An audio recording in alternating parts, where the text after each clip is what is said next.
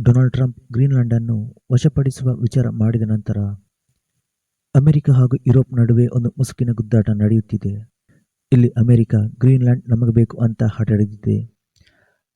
ಮತ್ತೊಂದು ಕಡೆ ಯುರೋಪ್ ರಾಷ್ಟ್ರಗಳು ಗ್ರೀನ್‌ಲ್ಯಾಂಡ್ ಪರ ನಿಂತಿದೆ.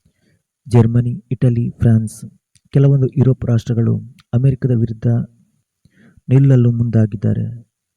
ಈಗ ಯುರೋಪಿನ ರಾಷ್ಟ್ರಗಳು ಒಂದು ಹೆಜ್ಜೆ ಮುಂದೆ ಹೋಗಿ ಅಮೆರಿಕದ ಜೊತೆ ಮಾಡಿಕೊಂಡಿರುವ ಈ ವ್ಯಾಪಾರ ಒಪ್ಪಂದವನ್ನು ಸ್ಥಗಿತಗೊಳಿಸಲು ಚಿಂತನೆ ನಡೆಸುತ್ತಿದ್ದಾರೆ.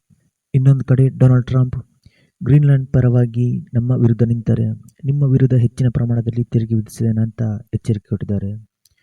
ಜುಲೈನಲ್ಲಿ ಸ್ಕಾಟ್ಲೆಂಡ್ನಲ್ಲಿ ನಡೆದ ಒಪ್ಪಂದದ ಮೂಲಕ ಯುರೋಪಿಯನ್ ಸರಕುಗಳ ಮೇಲೆ ಅಮೆರಿಕ ವಿಧಿಸುತ್ತಿದ್ದ ಸುಂಕವನ್ನು 30% 15%ಕ್ಕೆ ಇಳಿಸಲಾಯಿತು. ಈ ತೆರಿಗೆ ನೀತಿಯಿಂದ ಯುರೋಪಿಯನ್ ರಾಷ್ಟ್ರಗಳಿಗೆ ತೊಂದರೆಯಾಗುತ್ತಿತ್ತು. ಅದಕ್ಕೆ ಅವರು ಡೊನಾಲ್ಡ್ ಟ್ರಂಪ್ ಅವರ ಡೀಲ್ ಅನ್ನು ಒಪ್ಪಿಕೊಳ್ಳುತ್ತಾರೆ.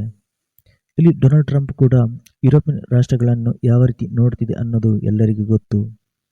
ಅಮೆರಿಕ ಪ್ರಿನ್ಸಿಪಲ್ ಆದರೆ ಯುರೋಪಿಯನ್ ರಾಷ್ಟ್ರಗಳನ್ನು ಸ್ಟೂಡೆಂಟ್ ಥರ ಅಮೆರಿಕ ನೋಡಿಕೊಳ್ಳುತ್ತೆ. ಅವರಿಗೆ ಸರಿಯಾದ ರೀತಿಯಲ್ಲಿ ಮರ್ಯಾದೆ ಕೂಡ ಕೊಡ್ತಾ ಇಲ್ಲ. ಇಲ್ಲಿ ಅಮೆರಿಕ ಹೇಳಿದಾಗೆ ಎಲ್ಲದಕ್ಕೂ ಹೂ ಅಂತ ಹೇಳುತ್ತಿತ್ತು. ಯುರೋಪಿಯನ್ ಒಕ್ಕೂಟ ಅಮೆರಿಕದಲ್ಲಿ ಹೆಚ್ಚಿನ ಹೂಡಿಕೆ ಮತ್ತು ಅಮೆರಿಕದ ರಫ್ತುಗಳಿಗೆ ಬೆಂಬಲ ನೀಡುವುದಾಗಿ ಒಪ್ಪಿಕೊಂಡಿತ್ತು. ಅಮೆರಿಕದಲ್ಲಿ ದೊಡ್ಡ ಪ್ರಮಾಣದಲ್ಲಿ ಹೂಡಿಕೆ ಮಾಡಲು ಕೂಡ ಯುರೋಪಿಯನ್ ರಾಷ್ಟ್ರಗಳು ಕೂಡ ಒಪ್ಪಿಕೊಂಡಿತ್ತು. ಆದರೆ ಇಲ್ಲಿ ಒಂದು ಟ್ವಿಸ್ಟ್ ಏನಂದರೆ, ಯುರೋಪಿಯನ್ ಒಕ್ಕೂಟ ಒಪ್ಪಿದರೂ ಕೂಡ ಅಲ್ಲಿನ ಪಾರ್ಲಿಮೆಂಟ್ ಒಪ್ಪಿಗೆ ಬಹುಮುಖ್ಯ. ಅವರ ಒಪ್ಪಿಗೆಯಾಗಿ ಅಮೆರಿಕ ಹಾಗೂ ಯುರೋಪಿಯನ್ ರಾಷ್ಟ್ರಗಳು ಕೂಡ ವೆಯ್ಟ್ ಮಾಡುತ್ತಿತ್ತು. ಸಂಬಂಧ ಸರಿಯಾಗಿ ಇದ್ದಿದ್ರೆ ಒಪ್ಪಿಗೆ ಕೂಡ ಕೊಡ್ತಿದ್ರು. ಆದರೆ ಯಾವಾಗ ಡೊನಾಲ್ಡ್ ಟ್ರಂಪ್ ಗ್ರೀನ್‌ಲ್ಯಾಂಡ್ ಅನ್ನು ವಶಪಡಿಸಿದ್ದೇನೆ ಅಂತ ಹೇಳಿದ್ರು, ಅದನ್ನು ಹೋಲ್ಡ್ ಮಾಡಿ ಇಟ್ಟಿದ್ರು. ಆದರೆ ಈ ಒಪ್ಪಂದ ಜಾರಿಗೆ ಬರಲು ಯುರೋಪಿಯನ್ ಪಾರ್ಲಿಮೆಂಟ್ನ ಅಧಿಕೃತ ಅನುಮೋದನೆ ಅಗತ್ಯವಿದೆ. ಪ್ರಸ್ತುತ ಪರಿಸ್ಥಿತಿಯಲ್ಲಿ ಅದು ಸಾಧ್ಯವಿಲ್ಲ ಎಂದು ಯುರೋಪಿಯನ್ ಯೂನಿಯನ್ ಪಾರ್ಲಿಮೆಂಟ್ ಸದಸ್ಯರು ಹೇಳಿದ್ದಾರೆ. ಈಗ ಈ ಒಂದು ಅಗ್ರಿಮೆಂಟ್ ಕೂಡ ಒಂದು ಪ್ರಯೋಜನ ಇಲ್ಲದಂತಾಗಿದೆ.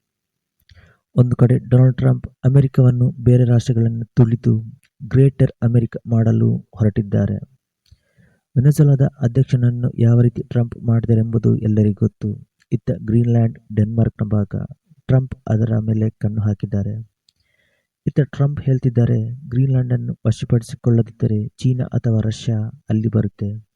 ಅಮೆರಿಕದ ಗೋಲ್ಡನ್ ಡಿಫೆನ್ಸ್ ಸಿಸ್ಟಮ್ ಕೂಡ ತೊಂದರೆಯಾಗಲಿದೆ.